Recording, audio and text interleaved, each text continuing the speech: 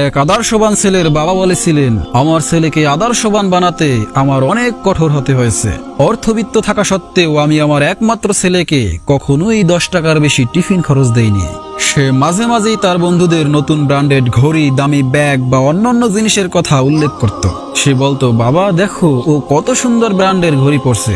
আমি শুধু মাথা নাড়িয়ে সম্মতি জানাতাম, কিন্তু কখনোই তাকে তা চাইতে উৎসাহিত করতাম না।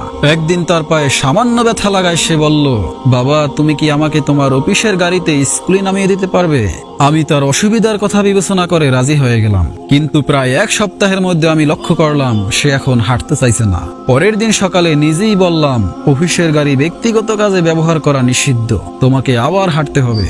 ছেলের প্রচন্ড মন খারাপ হলো, আমার স্ত্রীও মন খারাপ করলো, কিন্তু আমি জানতাম এইসব ছোট অভিজ্ঞতা তাকে জীবনের কঠিন বাস্তবতা সম্পর্কে সচেতন করবে। একদিন সন্ধ্যায় ছেলে এসে বলল, বাবা আমার বন্ধু শহরের সবচেয়ে সেরা স্কুলে ভর্তি হয়েছে, আমিও চাই সেখানে। এতটুকু বলা মাত্রই আমি তাকে থামিয়ে দিয়ে বললাম, বাবা প্রতিষ্ঠান সেরা নয়, সেরা ছাত্রই সাফল্যের চাবিকাঠি। তুমি যেখানেই থাকবে তোমার সেরাটা দিলে সেই স্কুলই তোমার জন্য সেরা। এরপর থেকে সে এ বিষয়ে আর কিছু বলেনি। একদিন সে এসে বলল, বাবা আমার ম্যাথ আর ইংলিশে সমস্যা হচ্ছে, একজন অতিরিক্ত টিউটর দরকার।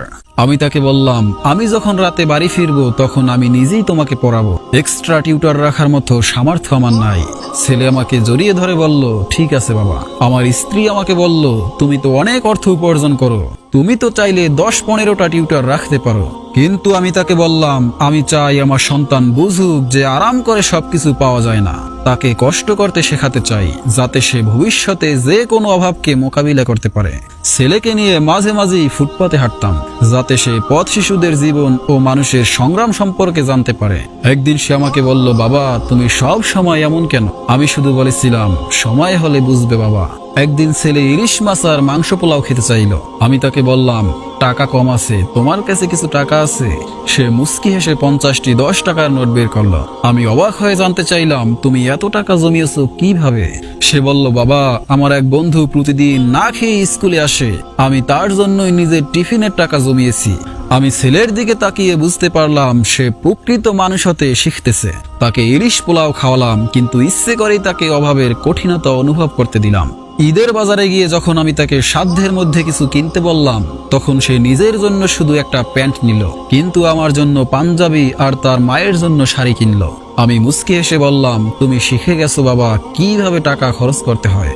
একদিন সে বলল, বাবা আমার বন্ধু রাজুটা আর মানুষ হইল না, অথচ তার বাবা তাকে সব কিছু দিয়েছে। আমি তাকে জিজ্ঞেস করলাম, আমি কি তোমাকে কিছু দিতে পারিনি বাবা? ছেলে আমার কোলে মাথা রেখে বলল, তুমি আমাকে শুধু জিনিস না দিয়ে জীবনের মূল্য শিখিয়েছ। আমি জানি আমি সাধারণ কাপড় পরলেও হীনমন্যতায় ভুগতে হয় না, কারণ আমি জানি আমি কে। ছেলের এসব কথা শুনে আমি বুঝতে পারলাম আমি তাকে সঠিক শিক্ষাটাই দিয়েছি। কিছু পেয়ে যাওয়াটা জীবনের সফলতা নয়, বরং সংগ্রাম করে পাওয়া জিনিসের মূল্যই আসল। প্রায় 10 বছর পরে ছেলে তার উপার্জিত অর্থে প্রাইভেট কার কিনছে। সে হেসে হেসে বলল, বাবা টিফিনের টাকা জমিয়ে গাড়ি কিনেছি। আমি তখন বুঝলাম আমার সন্তান শুধু সঞ্চয় হয়নি, সে প্রকৃত অর্থে একজন মানুষ হয়েছে। সপ্তাহখানেক পরে যাবতীয় সম্পত্তি তার নামে লিখে দিলাম, কিন্তু সে দলিল ফিরিয়ে দিয়ে বলল, তোমরা আমার সাথে থেকো, আর কিছুই লাগবে না। আজ তাকে বুকে জড়িয়ে ধরে আমি স্ত্রীকে বললাম, দেখছো আমি ভুল করিনি, আমি আমার সন্তানকে মানুষ করতে পেরেছি, তাকে অভাবের সম্মুখীন করে জীবনের কঠিন বাস্তবতা শিখিয়েছি। সকল বাবা মায়ের উদ্দেশ্যে বলতেছি, সন্তানদের সেরা মানুষ হিসেবে গড়ে তোলার জন্য সব সময় বিলাসিতা দিয়ে তাদের জীবনের পথ প্রশস্ত করা প্রয়োজন নয়, বরং জীবনের প্রকৃত চ্যালেঞ্জ ও সংগ্রামগুলোর সাথে তাদের পরিচিত করানোই তাদের চরিত্র গঠনে সবচেয়ে গুরুত্বপূর্ণ ভূমিকা পালন করে।